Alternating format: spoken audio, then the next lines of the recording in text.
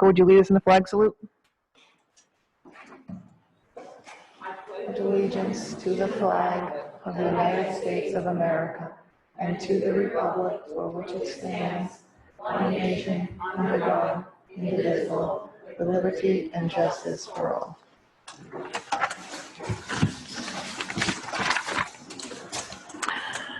Sunshine Law statement: all requirements of the Open Public Meetings Act have been met for this meeting of the Board of Education of the Borough of Oradell. Notice of this meeting was filed with the Record and Town News, and all persons requesting such notice. Mr. Darian, would you read the mission statement? Sure. The Oradell Public School District is dedicated to the ongoing pursuit of educational excellence through comprehensive, innovative curriculum and instruction. The district is committed to providing opportunities for social, emotional, and academic discovery to foster curiosity, courage, and character. Our goal is to prepare our students to become lifelong learners who are self-directed, resilient, productive, responsible citizens. Thank you. Roll call. Mr. Castro? Here. Darian? Here. Mr. Griffin? Here. Mrs. Levy? Here. Mrs. Nichols? Here. Mrs. Norian? Shapiro? Here. Mrs. Walker? Here. Mr. Walsh? Here. We're going to open up to the public for agenda items only. I'd like to tell the people on the Zoom meeting, so you are aware, the Zoom, what you see on your screen is being projected into the auditorium, which I think you can see that from the cameras. If you'd like to speak, raise your hand through the Zoom application. We will ask you to unmute your camera, unmute your mic, and unblock your camera. So at this time, I'd like to open it to the public for both the members that are here in person and on Zoom.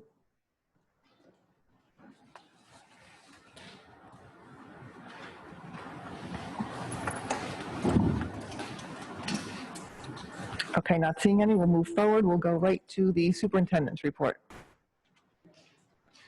Thank you. Our BA is not here this evening. We'll move to minutes, review of July 8th and 22nd. Any comments or questions, please contact our board secretary. We have approval of meeting minutes for June 24th, both the work session and the special meeting. Do I have a motion? I move that we approve the June 24th work session and special meeting. Second. Second by Mrs. Walker. Any questions? Call the question. Mr. Castro? Yes. Mr. Darian? Yes. Mr. Griffin? Yes. Mrs. Levy? Yes. Mrs. Nichols? Yes. Mrs. Norian? Sorry. Mrs. Shapiro? Yes. Mrs. Walker? Yes. Mr. Walsh? Yes. I'd just like to make one comment, Mrs. Gallagher. When you're going through the motions, it's in alphabetical order, and Mr. Darian is second to last, and I'm last. Committee reports, administrative items. Mr. Darian. Yes, as soon as I find my agenda. Sorry, I got way too many. I'd like to make a motion to introduce items A1 through A4. I'll second it. Second by Mr. Walsh. Any questions? Mrs. Levy? So just so I'm clear on what we're doing here, we're approving to submit the draft restart recovery plan, which was the plan that was sent to us and we reviewed last time. And then separately, we're approving to open up schools this. We're just voting to approve the submission to the county, I believe, right, Mr. Well, Merlino? then A3 is, A1 and A4 are redundant. Probably could have just done A4, but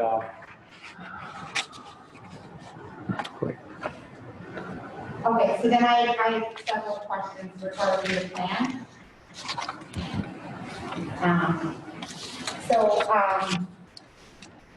This reopening document that was provided by the New Jersey Department of Education that has the State of New Jersey Department of Education reopening document checklist. I wanted to know if we've done everything that's on this checklist, if there's anything we haven't done, when do we anticipate it to be done, and if it's not done before we're supposed to reopen school, what is the plan from now? We're getting a new checklist. We're still waiting for it to come out. Well, I don't You think need we to- can vote on this Your unless mic. we know exactly what we're voting on, and I don't feel comfortable voting on a resolution to reopen schools if we don't know if we've done it. So while there's going to be a new checklist, based on the current checklist, everything was done. And so the plan as written complies with the current checklist. The state has indicated that they're not going to change the checklist. They may add to it, and then it'll just be an obligation to do an addendum to the plan and do those new requirements. So everything that is in the current checklist has been met, and it gets submitted to the county. The county has a department. It's the county superintendent, and I believe it goes right down to Trenton. And then there's a team of people looking at it and making sure that the current guidelines are all met. So everything on the checklist is confirmed. Okay, so then, for example, I participated in the principal's webinar for parents. And one of the things that's on the checklist here, in terms of securing proper ventilation, which I understand we updated all of our ventilation in 2016. 2017, I believe, is when they. 17.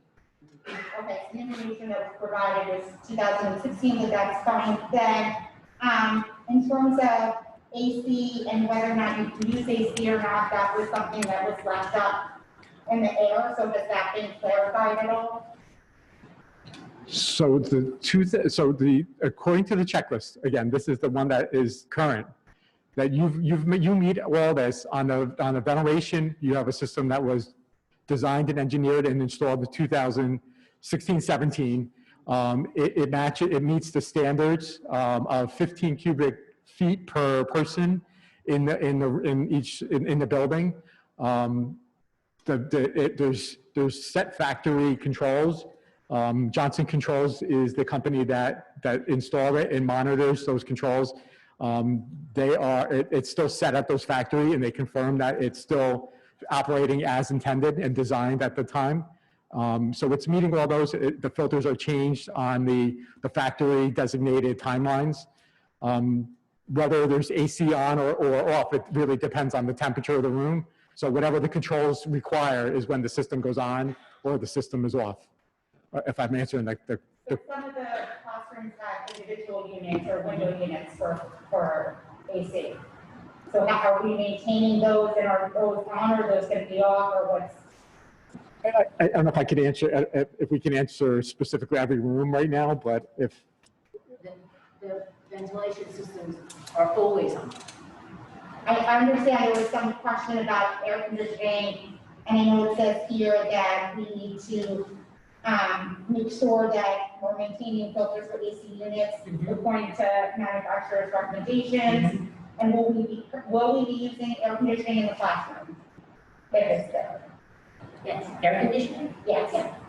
Okay, there was some question on the webinar about that, so I wanted to clarify that. And so one of the other things, and I apologize, but I feel like I have to do my due diligence in terms before I just hesitate, like it depends on the temperature. So if it's cold, I don't know if AC goes on, right? So. So it was brought up that there was mixed information about whether or not we could use air conditioners or not. I know that. Your system allows you to use the air conditioners if it's appropriate, and that depending on the weather and the temperature of that The thing. CDC guidelines allow us to use air conditioning. Yes. Okay. So then, in terms of all of our PPE, is there anything on order that we don't currently have on hand? And if it's not on hand, when do we anticipate getting it? And if we don't get it in time, what do we anticipate doing? We have everything is in. Okay. And there was the Your mic. chair, we were missing the contact tracing information. So the contact tracing, there's on the agenda tonight, so the training for the contact tracing. School nurse. The school nurse, There's 3 people that are being trained, right? But we don't have a contact tracing policy. so you follow local, everything, the local Department of Health, and so that health department is going to, whatever their policy is, you're following their policy. We won't be contact tracing. We're going to be notifying the Board of Health. They're going to take care of everything. It's not us.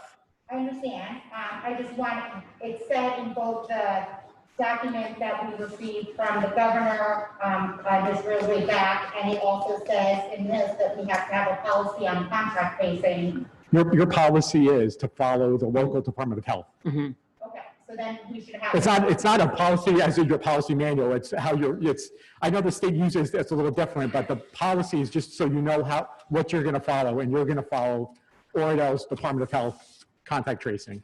You have training on for the school nurse, and so whatever, if there is a positive case, it goes, the immediate phone call is to the Department of Health, and follow those guidelines. Okay, so I just want to restate for my own edification that we need all of on the reopening document checklist for reopening a school 2020 to 2021, we need all of the standards that we need to meet and are required to open. As of the current guidelines. Again, there's going to be an addendum, so you might have an addendum plan, but as of right now, Will there be another Board of Ed meeting for us to approve that prior to the start? it's possible. It really depends on what the addendum says or is. So the Department of Education has not issued those updated guidelines yet. So I just would like to say that I have several reservations approving this and without knowing what those addendums are prior to the fact, and also without knowing if we'll have another Board of Ed meeting prior to the opening of school. Well, tonight, you're going to be approving the submission of the plan. And then the state is going to go through the checklist and approve it. The county has it right now. The county will, and then the state will. We can't open unless we have the approval from them. So we're just basically submitting it to them. They have to tell us we can open or not. And they'll go down their guidelines. Before I read the resolution, I just want to make sure that we're voting on the submission of the plan only to the state. Right. Correct. Okay. I guess, and I don't know if this is the part that I should be discussing this, whereas I know that the governor gave reasons in his, in terms of not opening for health and safety reasons. I know that I had asked for some information in terms of quality of education, and wondering, how many of our staff members are not coming back in terms of leave, and how many members of our faculty we have to hire substitutes for, and that sort of thing. So I don't know at what point we can discuss that. If we are saying that we are only voting on submitting this, then I move to the personnel part of this. What part is it you're looking to know in order to vote on to submit to? If we're only voting on the submission to the state, Right. That's all it is. 100% that we are opening schools. I know that the governor has given safety and health reasons not to open. If I can clarify, you're required to open, and you're required to have an in-person program. Part of that checklist is to make sure that you have in-person instruction. And that's what you're submitting a plan that meets the checklist as currently is, saying, number one, that there's going to be an in-person program. Some districts have indicated that they are not ready for that opening in person, and they're asking the state because they haven't met all the checklists. So said that there's also some schools that have requested from the state because they did not have enough teachers, proper education and quality of education. Additionally, there are some schools that have required that because of all the changes they would have to make and hiring additional staff, that the financial part of it would be a strain on them at this point, and they have asked for. So and none of those have been granted to date. So the governor today said that there needs to be a very good reason to grant a delay in reopening. And that's all it is a delay. And you have to give a specific deadline, a timeline when you're going to have that staff for that quality education.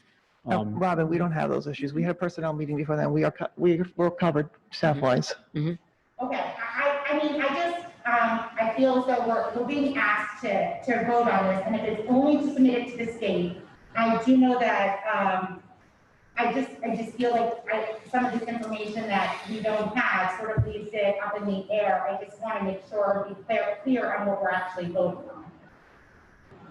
And can we say something to the effect that if there are additional, checklists that come out and that sort of thing? The plan that that the board has already reviewed, and is already been submitted, but now they just want a resolution just approving it retroactively to submit it. If the administration thinks that it meets all the checklists, the current checklist. If it does not meet it, the county and the state will say what areas it doesn't meet, and we'll ask for an amendment. If there is a new checklist and additional items that are not in the plan, and it's a good chance that they already included, but if those things that were not in the plan, then there will also be an amendment and checklist, and then there will have to be another Board of Education meeting before the start of school. But the hope is that the current guidelines are all met, and any addendum is already met by this plan. Okay, and who verifies that they've all been met? That's the state. The state is doing that. Okay, but who verifies it on today? They're not gonna come to our building and check everything, to someone here in the building verify all of that. So the administrative. Or is that- I signed it. Okay. So I have a question or a comment. So some of the things that was brought up just now involve policy. Do we have policies in place? So on the agenda further down under G, under policy, we have our first reading for visitors, operation, plant, maintenance of plant, transportation safety, illness, health exams, and immunizations. We covered a couple of things, here. My question is, since tonight we're only reviewing as first reading, do these have to be gone through second review and then voted on before we open school, or what's the timing of that? And is these going to be interconnected with the decision? These policies are updates for COVID specific. Right.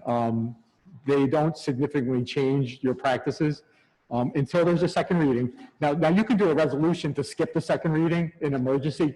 In my opinion, you don't need it, because these policies are still being trumped, and even these defer to Department of Health guidelines.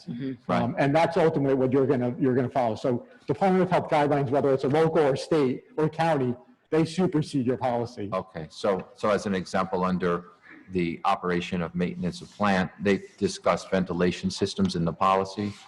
And, we've talked about that just moments ago, that, air must have a fresh air component, or recirculated air has to have a fresh air component. We're meeting that. The fact that this policy isn't officially adopted before school, it's not going to be a problem. It doesn't matter. Okay. Any other questions? Mr. Griffin? This is just a wording question, and maybe there isn't this or not, but in the resolution. Is your mic on? Thanks. This is just a wording question related to the resolution, and this is probably just legalese, but often, twice it says "to the extent possible," which is fine, but I guess my question to the administration and anyone at this point, is there any reason we believe that we know at this point that we would be using that level of "to the extent possible"? Are we going to be falling short on something? It's only to acknowledge that the guidelines that the state had issued, a checklist, is being in the process of being updated. So they just issued it 2 weeks ago, Barbara? Yeah. Already updating it, and that's why the "to the extent possible" is there, because it's possible that tomorrow they're updated. So we just said, you know what, because this board resolution might predate those updated guidelines, by putting this "to the extent possible," the hope is that this one current plan meets the current guidelines and these updated guidelines. And that's so we're hoping that. Again, if they don't, then you need an addendum and possibly another board meeting before school starts. But I'm not hearing your explanation that, to our knowledge at this point, there's no thing that we know is outside of, that we don't feel like our extent possible is reaching. Yeah, there's nothing. So we're confident. The administration has worked hard on this. The committees have worked hard on this. It looks like it's a comprehensive, well thought out plan that meets all the current guidelines. That's great. I'm glad. I know there's been a lot of work on it. I do have a question on, what is it, A3, I think? The advised school, I know this is moving the first day of school to the 8th. Is there any explanation on why we're doing that? Yes, it's so that we can give the teachers more time for professional development before school starts. And is some of this going to be used for COVID preparation, or is there other types of things that it's being used For for? teaching virtually and any of the things that they need to prepare for the way the school is going to be structured. Great, thank you so much. Any other questions? More of just a comment. First, I just wanted to thank the administration for working so hard the last couple months on this. I know how it's been very difficult. I think you can tell by the nature of the questions that people have. I think it's just more of a concern about, there's been a lot of open items that lacked for the last couple of weeks, and we weren't sure if they've come to closure. Like, for instance, the contact tracing, although it's sort of come to closure, we don't know exactly what that is. You know what I mean? We don't know what exactly they're being asked to do if somebody gets tested for a COVID case. And yes, we fall within the requirements, but there's still a lot of uncertainty there. So I think it's just the amount of uncertainty is kind of what's driving the nature of the questions that are being asked here. So I think I completely understand it. And, I think we're just trying to look for how confident do we feel that we've put together the best forward plan. And I know there's been a lot of hard work that went around it. So I think that's really the kind of feel what everybody is trying to get, just to give a quick comment on it. Thank you. Thank you. Any other, Mrs. Walker? This is referring to contact tracing. We did approve, there is a teacher that's being trained for that on specifically 2 different days, so that. Yeah, but we don't know what exactly, what's the protocol that they have to follow. I don't think it's spelled out anywhere specifically. So, I think that's It's the health mandated by department, it's the Board of state. Health. yeah, well, and what is that protocol? The protocol is Inform the Board of Health. a positive or suspected positive case, the Board of Health has to be called immediately. Yeah. That's I don't know as what do they simple do. as it is. They take over, Yeah, what do they do though? but I that's guess up to them, that has nothing to do with us. Well, I know, I think that people want to hear it just because if they have a child in the school and if they find out that the protocol is, let's just say, for example, they just isolate the one child, not the siblings. There's people- guidelines from the state, there's, So the Department of Health statewide has issued on August 13th, and these can be found on the state website, but they have dated August 13th, all the different criteria. So they have a rubric and all the different scenarios. So if there's a suspected positive case, Department of Health locally gets contacted, and then they go through with all the different measures. And they actually spell out what those measures are. They do, so they have Okay, scenarios. that's good to know, and that's So, exactly. yeah, so scenario, 1 confirmed case in the school, and then what the response is. So they have closure, the school remains open, students, the staff, and close contact. They define what close contact is, are excluded from the school for 14 days. So they go through all the different scenarios. Okay, so that's exactly to the point, that it clears up uncertainty, makes people feel better, so. Right, yeah, it's in the policies that we're approving, for first reading. yeah, first reading. Oh, I didn't realize, I thought we were still open when we had that meeting, in the policy meeting. Well, with all due respect, I just want to say, again, I do absolutely appreciate and thank the administration and everybody who I know has worked very hard and diligently on this. As I'm sure you can imagine, I have felt a huge weight in terms of being on the Board of Ed at this serious time and making this decision, not only for the members of the community as a Board of Ed member, but also personally as a parent. So I hope that everybody understands that that there is no, with all due respect that I ask these questions, I just feel before I can make my, my decision that I'll do this. To what Mr. Castro was referencing, I read this document from the Department of Health, and I know that, and I might have been missing it, but I know something that has come up is in terms of if it's 2 siblings, if it's a 1 sibling date, and they're only contacted once, is it both classrooms that get quarantined, is it one? I think those types of situations are not spelled out in this document, and I think that's where some of the concern and hesitation comes from. Well, they do talk about 2 or more cases within 14 days, but are linked to a clear exposure.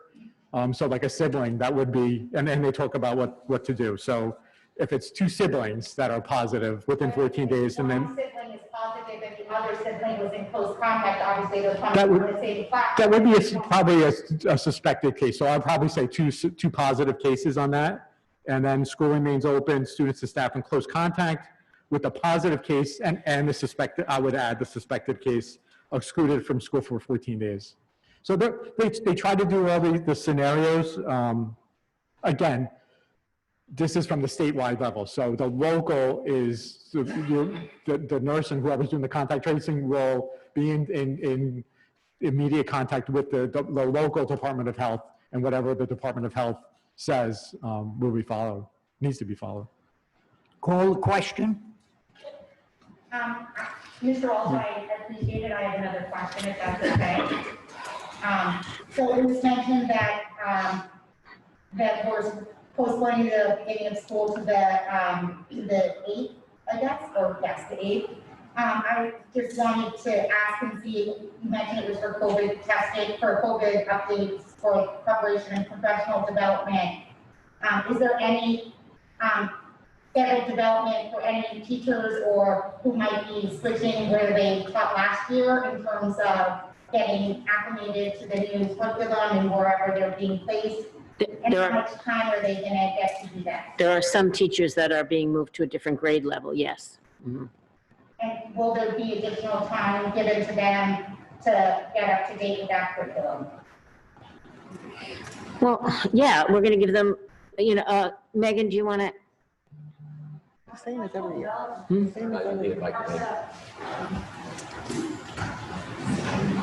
Professional development on the split Yeah. between pedagogy and practice, which would be how do you teach best remotely and curriculum. There's always time every professional development day for a team to group together and learn. So for example, you see on this agenda that I've hired a new fifth grade language arts teacher. Ms. Bozios, is your mic on? Because I don't know if the camera's picking you up. Yeah, your mic's not on either. My mic is on. It says it has a green mic. It's down, I think. Is it working now? Oh, is that better? Sorry. Sounds good. Okay, I'll start again. Every one of our professional development days is split between basic training. So for example, there would have to be some COVID training for screening symptoms, something like that, right? You're going to be split between pedagogy. So what's the pedagogy that's important this year? How to teach virtually, how to integrate both. What's the third piece? Curriculum. It doesn't do us any good if we don't know what you're teaching. So for example, as I stated, there's a new fifth grade language arts teacher on your agenda. Well, just like it's always important to give that new teacher to the district curriculum, there's just as important to give anyone. And that's always in our budget and it's always in our professional development. Okay, and I appreciate that. I guess I was just wondering if that was, given just the 3 days, if that was, you thought that was enough time for all of the teachers to get up to speed.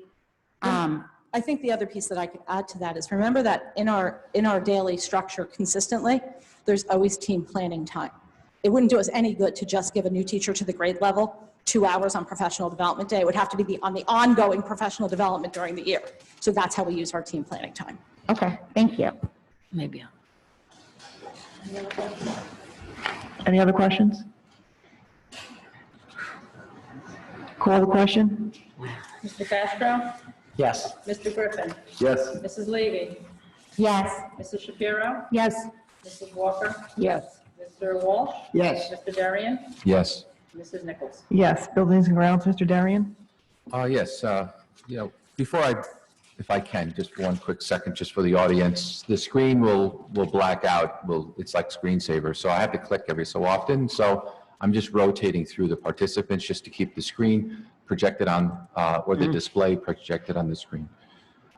So with that, building and grounds safety, we had a meeting on August 12th. The notes are in your packet, but for the audience, we discussed all the sidewalks throughout the property. We're having them repaired. Most of them have already been fixed. We did notice at the door for the kindergarten wing, we wanted the sidewalk even wider. And so we discussed that with the contractor, and they're making some adjustments there. This old screen that used to be here is now reinstalled in the MPR, which will allow the MPR to be used for learning. And you can set up tables and chairs, and so we'll have an additional venue. Also, whoever utilizes the MPR, for after-school activities can access that screen and use that for whatever they want to use it for. We also had some storm damage during the last tropical storm. We had to cut down a tree by the softball field, as well as clean up some other areas, and that's all been done. We discussed building use. YMCA is scheduled to be in operations this fall. They will have an aftercare program. We discussed the staffing for that and what they're planning to do. As a subcommittee, we made recommendations that the YMCA could use additional space if they so desire. So, and then of course we discussed the cleaning protocols, whether we have materials on hand. Apparently we do. We have those misters that they spray in the room. We have additional ones. They're backpack units. You go in, you go out, you wait 15 minutes or so. The whole room is sterilized. We have other supplies like masks and cleaning equipment. And then we talked about some future projects that we'd like to do. We're still waiting on some state funding. So with that, I'd like to introduce items B1 for facility use. I'll second it. Second by Mr. Walsh. Any questions? Mr. Griffin? Mr. Darren, you mentioned in your opening statement about these misters that are going to be used in the classrooms to disinfect. Can you talk about the chemicals that are going to be used and their safety for kids? They're in the plan, in the back of the plan is the MSDS sheets, the safety sheets on those. Oh, apparently there's reference material within the plan that has detailed specifications There's only certain ones we can use. on these misters. Yeah. And it's there, but basically, they're designed to operate when we're shifting between classrooms, and they're also designed to use in the evenings when no one's there. The teacher who's normally in that classroom will be able to utilize our brand new faculty lounge while their room is being disinfected. There is a dwell time, I think it's called, basically for the air to clear. Our univents exchange the air. So, I think it's 15 minutes, but it could be longer. And so it's all in that plan. It's 5 and 10 minutes. Sounds well thought out. If parents are wanting to see this, they can see the plan online somewhere and Yes. look at those details of what chemicals are being used? It's on the webpage. Yeah, the road back to restart and recovery plan and those specifications on those misters, it's all on the website. Excellent, thanks. Any other questions?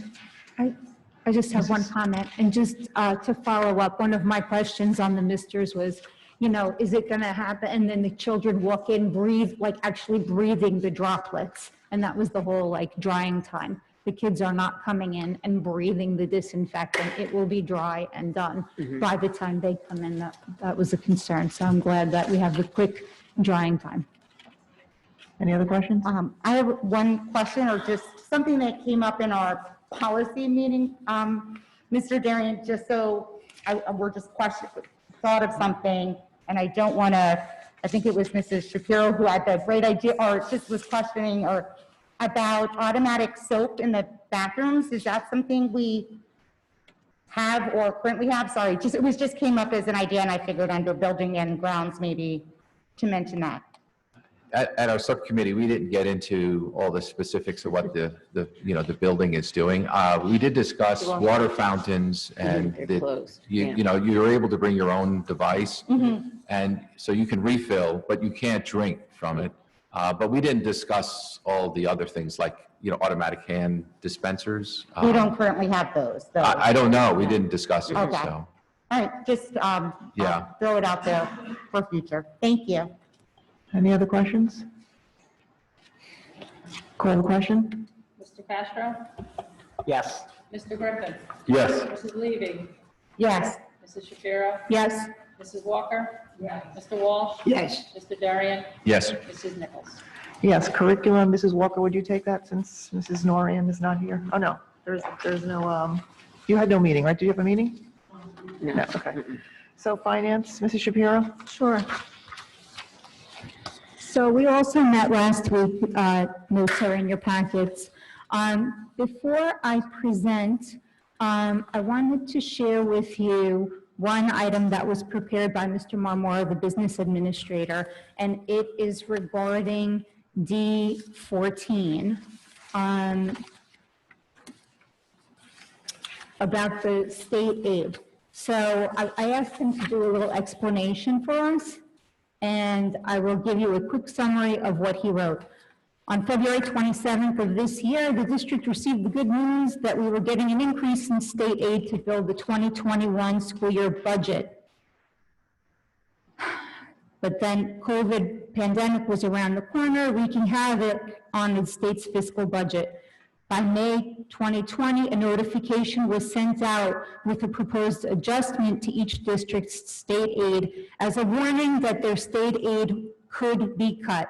This became a reality for us on July 10th. The district received a revised state allocation resulting in a loss of over $56,000. So districts experienced a reduction in state aid were given the following options to fill the gap. One, you can use unassigned general fund surplus to maintain your budgeted appropriations. Two, request the commissioner to approve withdrawal from the emergency reserve account.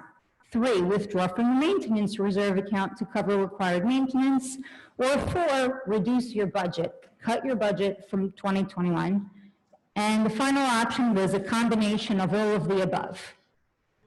And this is what he said. We've decided the best option for the district would be to use the unassigned general fund surplus. By taking advantage of this option, it'll allow the district to manage the reduction in state aid without having to make cuts to the existing budget, continue to make the necessary but unbudgeted purchases due to COVID-19 pandemic, while still ensuring that the 2021 budget is sufficient in providing thorough and efficient education for students. So with that, this evening, I'd like to, you want to do discussion? We're going to make a motion Make the first, motion, and then yeah. we can discuss. Yeah. Okay, so I'd like to make, and I don't think I have anything else, I'd like to make a motion to approve items D1 through D14. I'll second it. Second by Mr. Walsh. Any questions? Mr. Guderian? Yeah, I just have a clarification. Actually, Did I say it wrong? it was almost perfect until you mentioned all of the above. Oh, it was a combination, well, he wrote a combination of all of the above. Yes, but we didn't apply to the state for emergency reserves. That's something we didn't do. No, but we No, we had the didn't. choice of doing those. It was an option. It was an option, that's Yeah. right. So we used some of the surplus. We dipped into our maintenance reserve quite a bit, actually, 200,000 in order to meet our budget. And that was at the beginning of the budgeting process. That was early, but not as a Yes, reduction from that's this right. state aid, right? And then we used the budget cuts at the beginning of the budgeting process, mostly to supplies and things. But technically, we did not ask for the state for funds out of our emergency reserve. No, Okay. we didn't do that. So, no, that's right. I'm just clarifying, that's all. Okay. Any other questions? Call the question. I'm sorry. Mr. Castro? Abstain on D10, yes to all others. I'm sorry, what was that, Ms.? You abstain from D10, yes to all others. Sorry. Mr. Griffin? Yes. Mrs. Levy? Yes. Mrs. Shapiro? Yes. Mrs. Walker? Yes. Mr. Walsh? Yes. Mr. Darian? Yes. Mrs. Nichols? Yes. Delegate report, Mr. Walsh? At this time, I have no report. We haven't had a meeting. I think we have one coming up in September. Okay, thank you. Personnel, Mrs. Walker? Yes, thank you. I'd like to present F1, but before that, just to quick update. Wait, let's just make the motion and get a second. I'll second it. Second by Mr. Walsh, go ahead. Just a quick update. We met this evening prior to this meeting, and Mrs. Longo updated us on the staffing and how things are all falling into place, and we will get a detailed list of the teachers that, and how they're going to be allocated. And those that aren't coming back will be doing remote. And it seems like all the things are very much in place. And also having that extra day added for PD will be certainly beneficial for all the teachers to be updated on just the whole idea of how to go about this whole thing in a more refined way than we've even done before. So with that, we're moving forward. Any questions?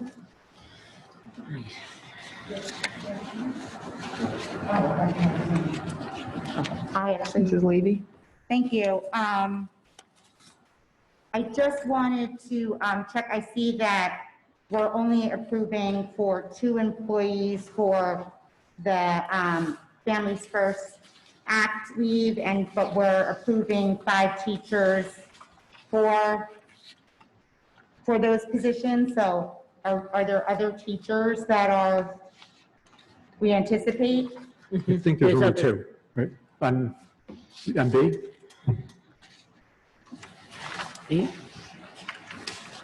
And B,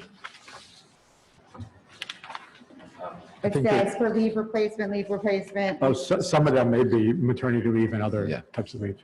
Okay, They're not- so currently we only have 2 staff members that have requested? That leave, yes. Have requested what, FFC? Yes. Mhm. Okay. Is there a time where they have to let us know by, or The federal government's at 15 days. 15 days? 15, and I believe it's business days, but it's not clear. So it's 15 either calendar days or business days. Oh, so we could potentially get more of that in then before the beginning of school? Okay. Thank you. Any other questions? Mr. Castro? Yes. Mr. Griffin? Yes? Mrs. Levy? Yes. Mrs. Shapiro? Yes. Mrs. Walker? Yes. Mr. Walsh? Yes. Mr. Darian? Yes. Mrs. Nichols? Yes, policy, Mrs. Levy? In your board packet for first reading were the following policies, the updated for visitors, operation and maintenance of plant, transportation and safety, illness, and health examinations and immunizations. If anybody has any edits or questions on that, they can let us know. And I do not believe that we need a motion for that part. We do not, so if we can remove that from the agenda. Public Relations, Mr. Griffin? Yeah, I just want to congratulate the administration on their wonderful job of involving the public on the planning for this. Whether it be the early stages of the process with the committees that they built, and also the webinar that happened last week. I thought it was incredible. The committee has kind of stayed out of the way of the public relations process, and we haven't had a meeting in a while, so I have no other update, but I did want to take the time to congratulate the administration on their efforts.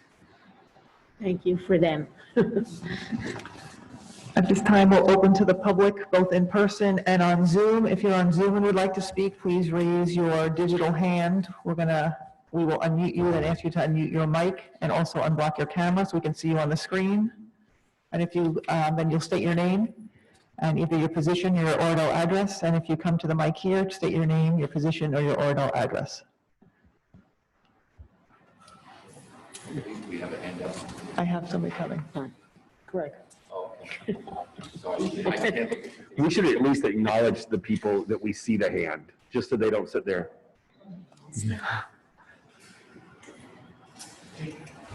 Hello? Yes.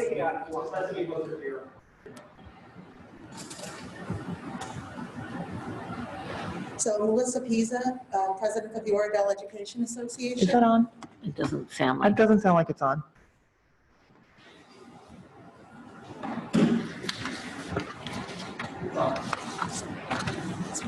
Melissa Pisa, President of the Oradell Education Association.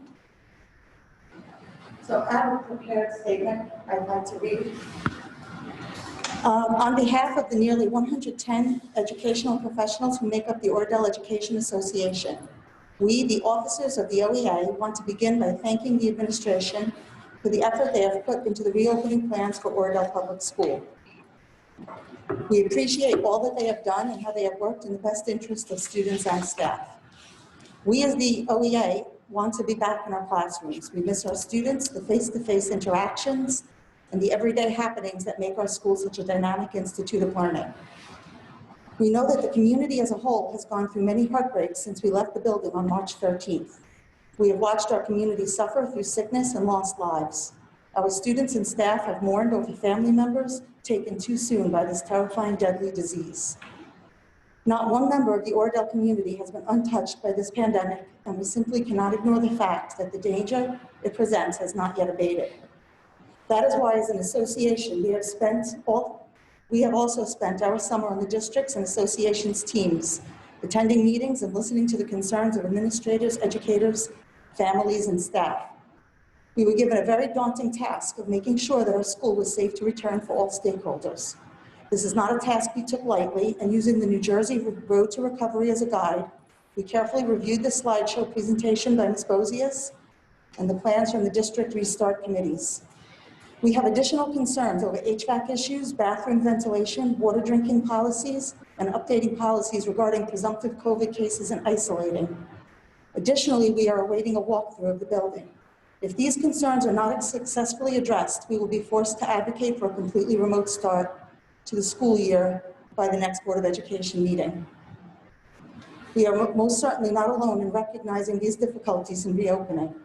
The executive directors of the New Jersey Association of School Administrators and New Jersey Principals and Supervisors Association have joined the president of the New Jersey Education Association in a statement that asserts, reopening schools for in-person instruction under the current conditions poses too great of a risk to the health of students and school staff.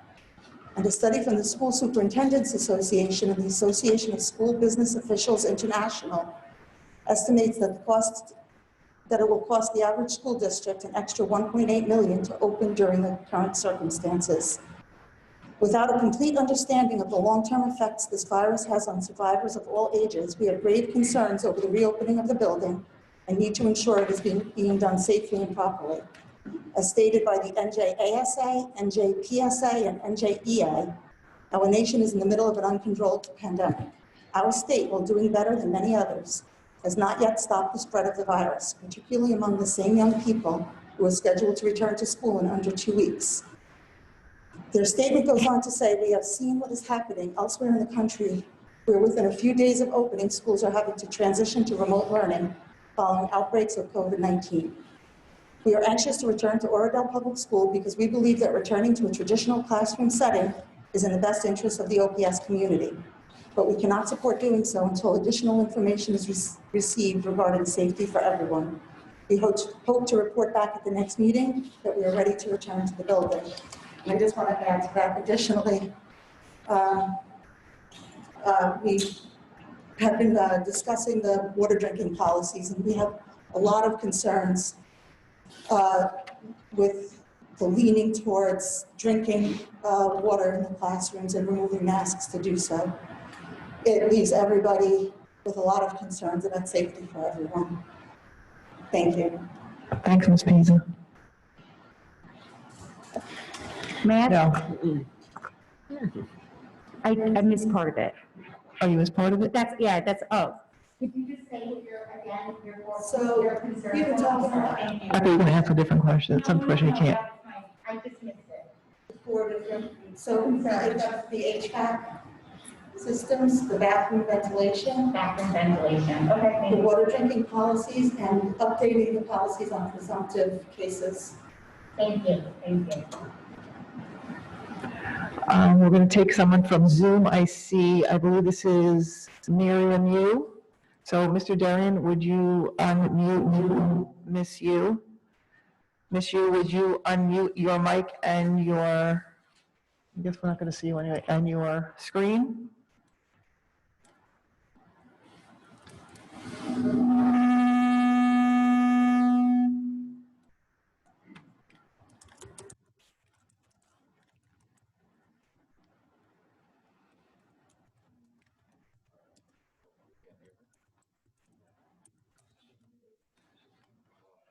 Miss Yu, you have to unmute your mic.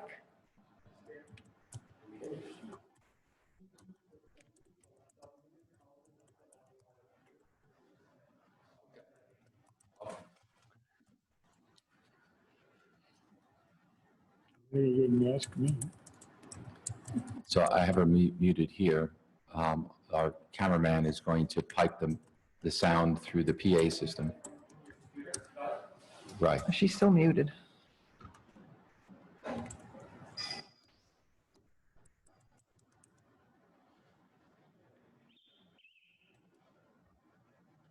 Should I unmute or no?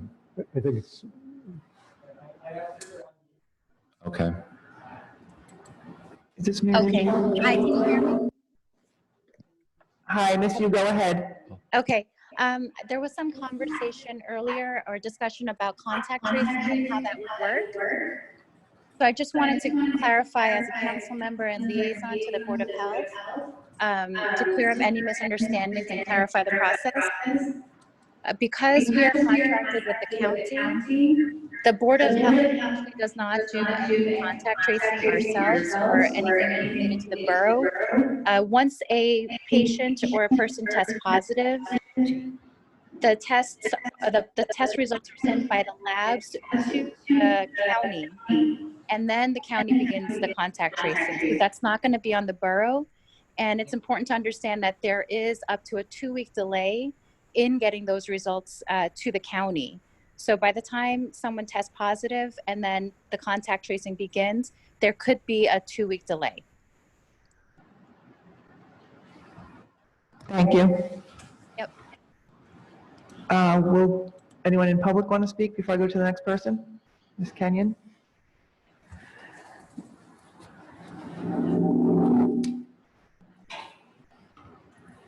Hi, good evening. Are you? Yeah, I'm trying to turn it down. Okay. Yeah, I did. I think we're good.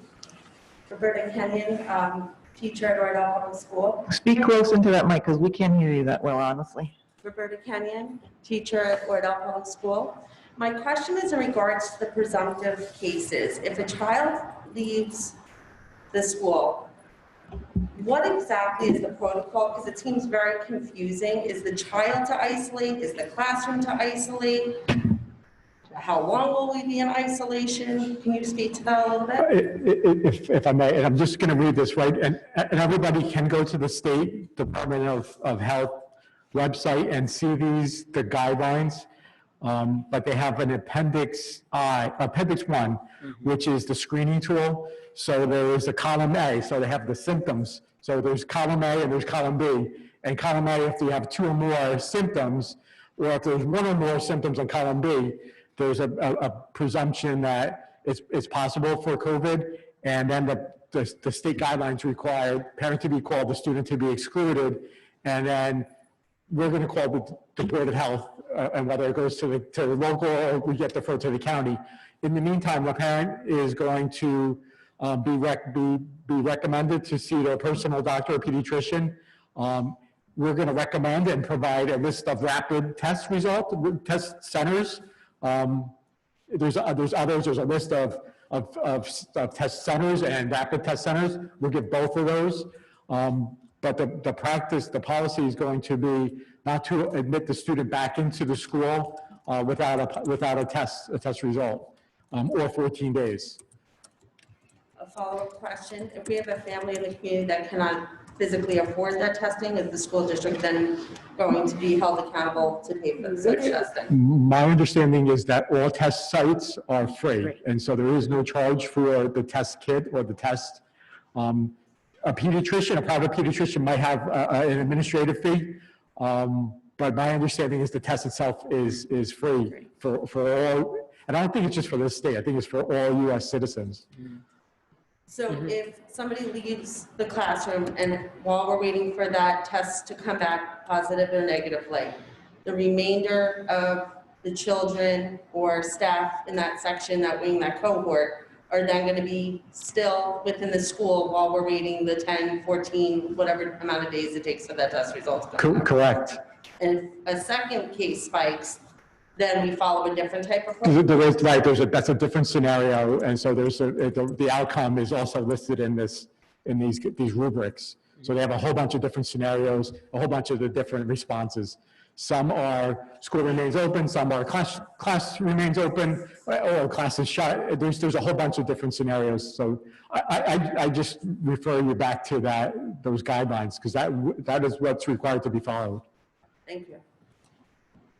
I'm going to take the next question from someone on our Zoom meeting, which would be Michelle Kolotkin. So if we could unmute Ms. Kolotkin.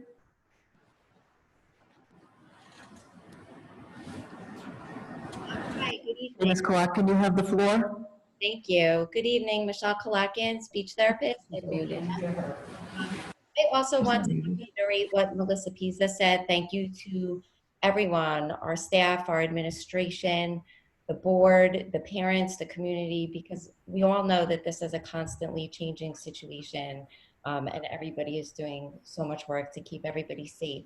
The question I have for tonight is, what PPE has been ordered and has been received, and what PPE are we still waiting for? We have some. Can you speak into your mic? Yeah, the plexiglass shields, or we have all the plexiglass shields that we need. There's still some on order, but we have enough right now to use. We have masks. We ordered children's masks and adult masks if there's someone that comes and doesn't have one. I'm trying to think of what else in the PPE. We have wipes. We ordered the wipes. The wipes are on order and they should be coming in. I don't even know if that's considered PPE. Megan, can you think of anything else that we ordered? I think I just want to be clear that anything we predicted might not come in, we've already made, even though it's an extra expense, we've already taken a step. So for example, Mrs. Longo spoke about some plexiglass. Because we got nervous about the delivery date, we went today and bought extra plexiglass because we're not going to wait, and we're not going to be here on 9/7 going, oh my gosh, we can't open because we don't have something. When the OEA does this walkthrough, this building will be ready, because anything we predicted wouldn't be here, we made a second set of plans. We had backup plans. So we went to Palmer Hardware today, we bought more things. We've kind of kept on top of all our delivery dates. If something suddenly was back ordered, we said, what do we have to do instead? Anything else, Ms. Kolotkin? No, thank you very much. Thank you. We'll go to in person, Ms. Pisa again. Quick question. Can you take the mic? In regard to PPE, all of the nurses equipment, goggles and gowns, and because I know last I heard it wasn't in, that's why I'm asking. I haven't checked on that. And then we'll focus. What's the question? One last question on presumptive cases. Yes, just go into the mic, because that's how the people on Zoom also hear you. With regard to the presumptive cases, if a child, or a parent, I should say, of a child refuses a test, do they stay home for the 2 weeks? 14 days. 14 days? Okay. So that nobody can come back in 3 days with a doctor's note saying they don't have a fever?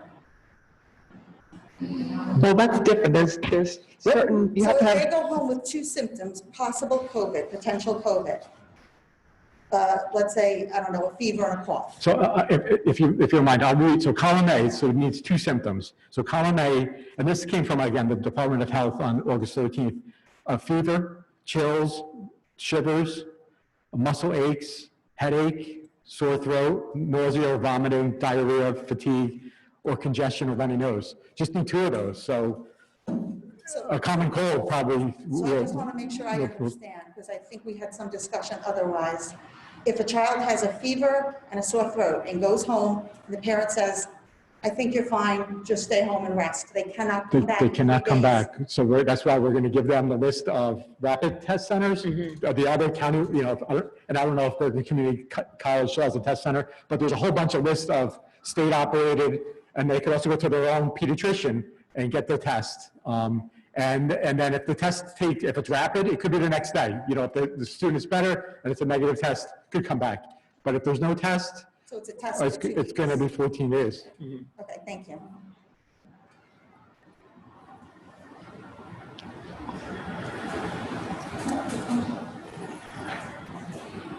could state your name, address, and hold the mic so we can hear you.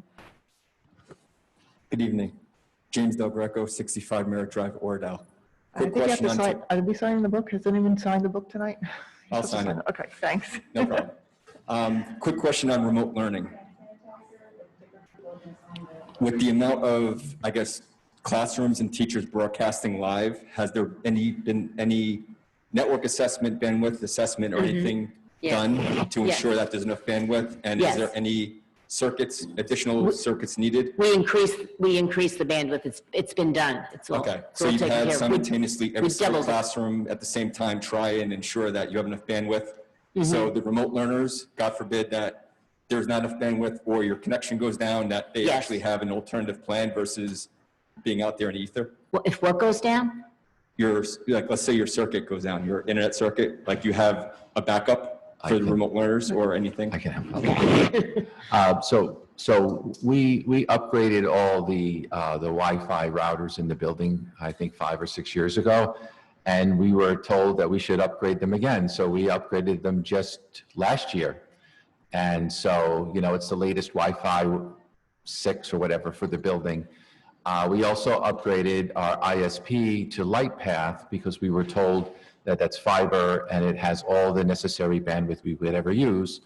And then the only pinch points we had was the switches, and we upgraded the switches recently inside the building. So the switches are new, the server is new, the access points are new, and the LightPath is unlimited fiber. So we're good to go from the internet connectivity standpoint in the building. Okay, but they have gone through every single classroom and done a wireless assessment to make sure that every classroom has enough signal? Yes, we actually, in some areas, added access ports, but we've got, even in this room, we're Wi-Fi right now, so. Perfect, thank you. Sure.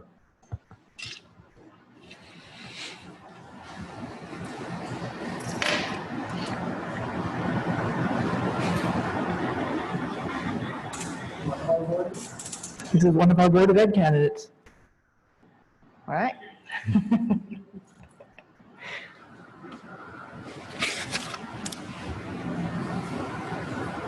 Any other questions from either on Zoom? I don't see any. Ms. Fishbein, can we unmute Ms. Fishbein? Ms. Fishbein, you have the floor. Hi, thank you, everybody. There was a question about the facilities, the bathroom use, and the exhaust. I was wondering if the bathroom, what the cleaning protocol is for the bathrooms, both for the student bathrooms and the faculty restrooms, as well as if there's a working exhaust system and windows for those restrooms. You want to take it real quick? I can discuss the bathrooms have exhaust fans, and they're on during the day when the students are in the building. That's a requirement by the Department of Ed. So whether they have windows or not, it doesn't matter. The air is constantly being drawn out of the building. I think last year, the year before, we couldn't open because one of the fans wasn't working. That was a big issue. We got most of that completely fixed during the ESIP program. But you know, I think this is probably a follow-up question for the business administrator who's not here tonight. You know, we just need to make sure that, you know, every room is ventilating properly and that the filters are checked and everything is working. Because it may have a fan, like for instance, this room has a big ductwork that sucks out air in addition to supplying air. And, you know, there may be an issue with the motor. So, you know, everything has to be checked. And that's a question for our maintenance supervisor and our business administrator. But by design, everything does have exhaust fans. Anything else, Ms. Fishbein? Trying to, thank you. I think there was also the question about the cleaning. I know there's a protocol for cleaning the student restrooms, but what about the faculty restrooms? They're all the same protocols. Anything else? Thank you very much for your time. Thanks for joining us. I I don't know, okay, so who's raising their hand? Ms. Terzano, can we unmute Ms. Terzano? Ms. Terzano, can you raise your hand digitally so I can see if you're unmuted? Digitally.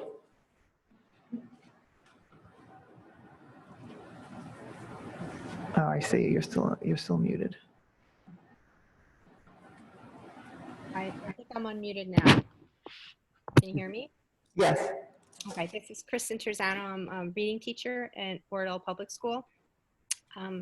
First of all, thank you everyone for all that you're doing to help us to be safe. I know it's a very scary time for all of us. There was a question Ms. Pisa brought up about drinking water in the classroom. And I just wasn't sure if maybe I missed it or if there's a policy about this, that children maybe shouldn't have water at their desks, only maybe during snack time, because I believe, maybe I'm wrong, I think they're supposed to wash their hands every time that they have water. And I know that that would take a lot of the learning time away from the classroom teacher. And maybe if they really needed water, if there's some sort of policy that can be put into place that they could just step into the hallway maybe, so that it wouldn't take so much time away from the classroom time. I just wasn't sure if that was dealt with, or maybe I just missed it. Yeah, we talked about this. I never thought water would be the most controversial thing I've been talking about all day today. However, we have been in conversation with the OEA about this concept of a sip break. And should a child, according to the County Board of Health, according to everything we've read, even according to our own school nurse, a student going like this and taking a sip of water does not increase risk in the classroom, because children are 6 feet apart. And also, they're not exposed to somebody for longer than 10 minutes, which is what typically is the standard for kind of close contact. That being said, if water is going to make us so uncomfortable, I have no problem continuing that conversation as long as our school doctor is okay with us saying that a student not having water for 2.5 hours is not a problem, because as Mrs. Terzano talked about snack, our K2 students don't have snack. So again, this is an ongoing conversation. We haven't solved every single issue yet, but I don't think the sip break is our biggest issue at this time. I will call Dr. D'Angelo tomorrow, and I will ask her for her opinion. If she's okay with no one having water during the day, no adults in the classroom, no children in the classroom having water, I, as principal, have no problem moving forward in that direction.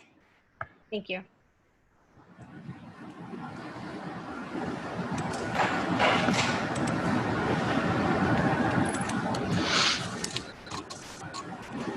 Anybody else?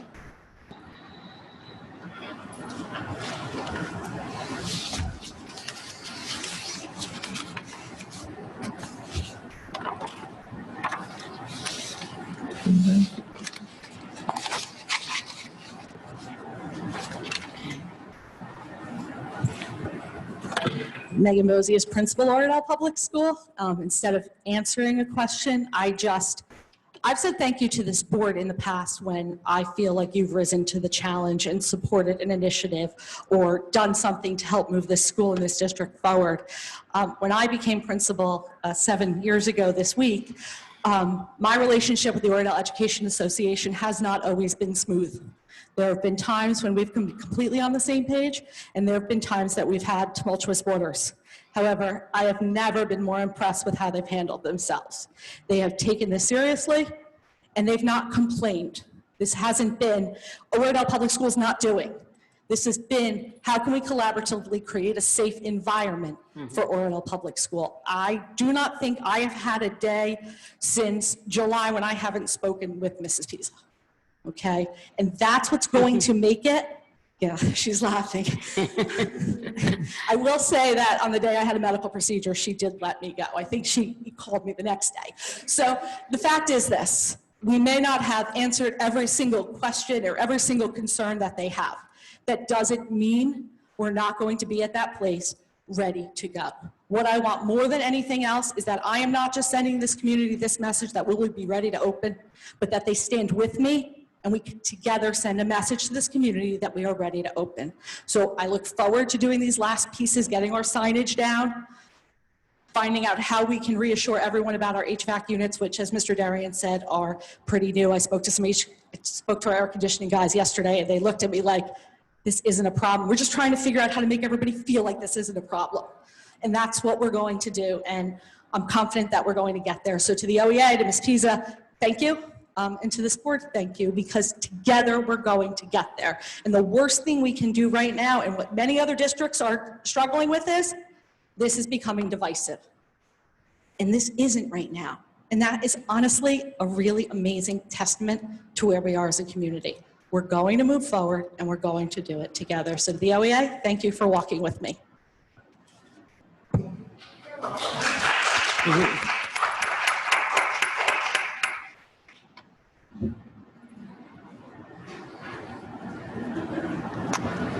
Anyone else?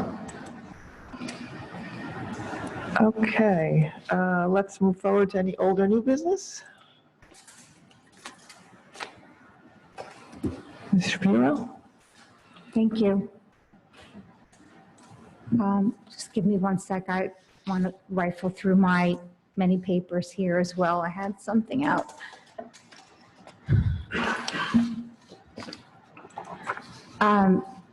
I wanted to take this opportunity.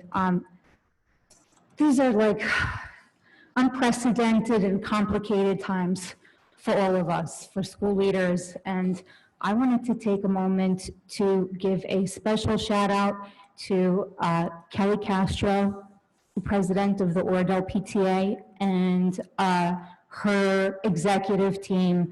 They have come up with a way to reinvent, much like we have to reinvent school in some ways, to reinvent PTA. And they came up with goals. Usually we handle, when PTA hands over like, a formula, right? And you take it and you make it better. And I'm so proud. They've been such a good partner for the Board of Ed, and I just thank them for all of their hard work. The other thing I wanted to say is, in the spirit of the thank yous, I think there are a lot of people on this tremendous team effort, and Mrs. Longo, Mr. Marmora, Ms. Bozius, Ms. Holy, Mr. Hagopian, Kevin Williamson, maintenance supervisor, the board members involved on the committees, the teachers involved on the committees, the parents involved in this tremendous effort to reopen in school, prioritizing this robust in-person hybrid learning with safety, social distance, and CDC guidelines in mind. It's a fluid situation and a complicated situation, and I'm just very impressed with all the work that's been done, and I hope all of this, works out for the best. So that's all. Thank you.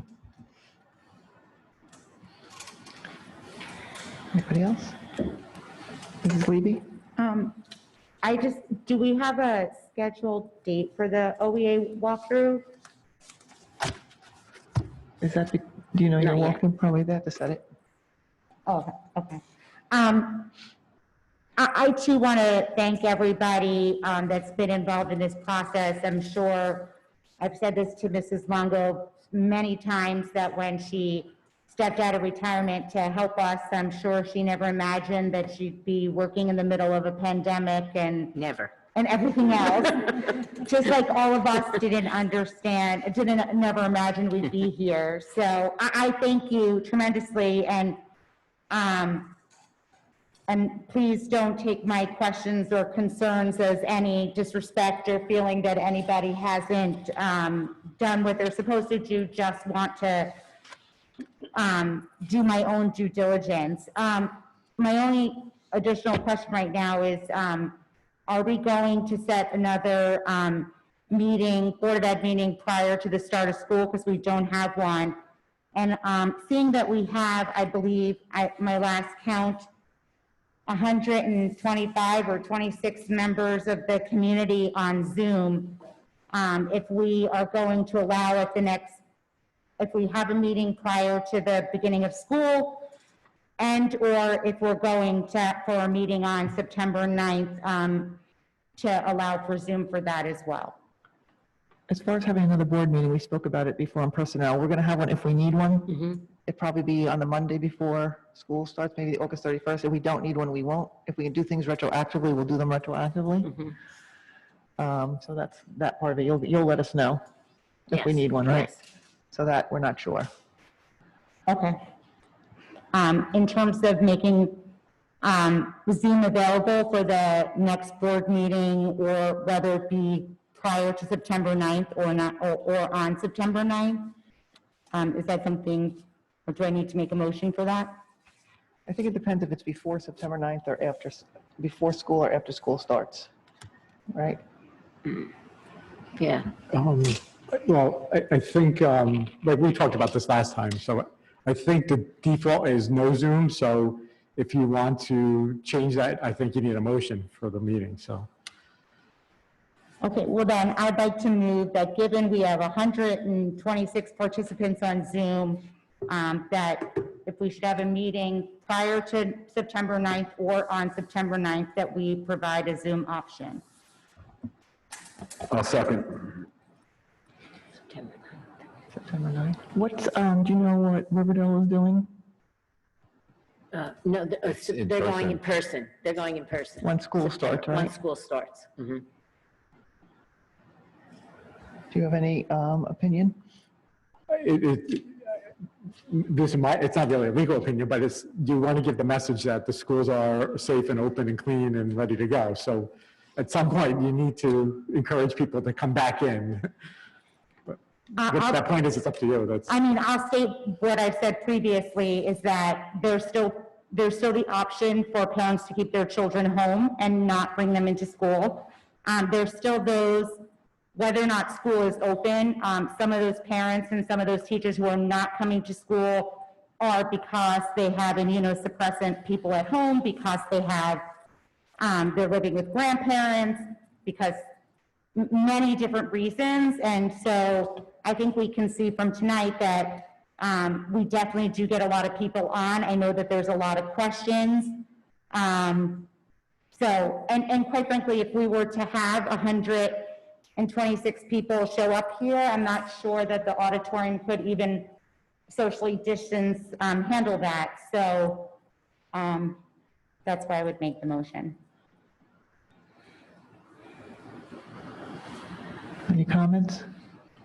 Mr. Griffin? I just want to add, I think the way this meeting worked tonight was awesome. Of all the times we've used Zoom, this was amazing. I feel like the way we're able to integrate the public, this is the excellence of Oradell Public School. This is why I am so confident in our ability to go back to school.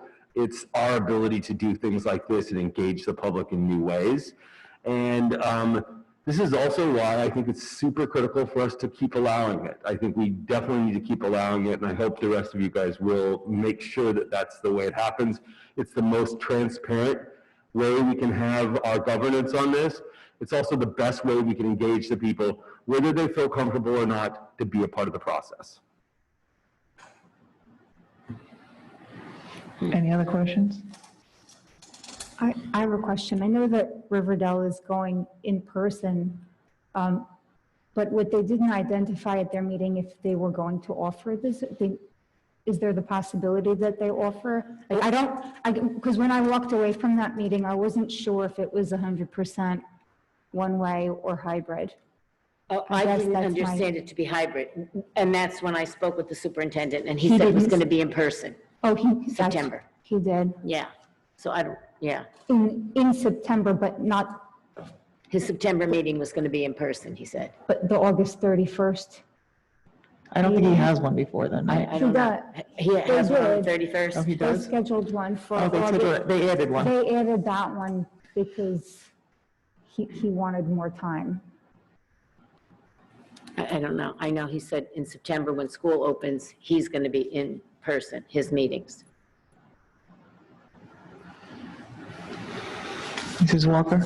So in light of the fact that there are so many different factors that we don't know of, and things are changing as we sit here tonight. I would be in favor then of having our next meeting in Zoom in addition to in person, until we can get everything ironed out and the comfort level as we take the kids back into school and we progress. So I would have no problem with another Zoom meeting coupled with the in-house meeting too. Mrs. Shapiro? Clarify, the motion was just for the next meeting? Yes. Yes, what I did say is, I personally feel that there should be another Board of Ed meeting prior to the start of school, being that there are some other additional questions. We're going to get other information from the state. But my motion was that for the next Board of Ed meeting, whether it is in August or if it's in fact the first week of school, to have a Zoom option. Okay. I have a comment. Wait, Mr. Castro? I opposed this last time, and I opposed it because I wanted to make sure that, we were fair to both the virtual participants as well as the in-person participants. And, there was always technology issues, and, the fact that we're presenting on the screen and people are able to talk to us virtually and we can hear them. It wasn't a guaranteed thing yet last week. It wasn't a guaranteed thing at 7 o'clock tonight. So, our technician Romney has done a great job. He had his backup speakers, and when we ran into an issue, he resolved it. But, and then, this laptop that I brought, I think I'm going to use a different one next time with a larger HDMI port, so it doesn't kick out on us throughout the meeting. And I'll have to do something with the screensaver, so I don't have to constantly click on it all night and prevent it from going into screensaver mode.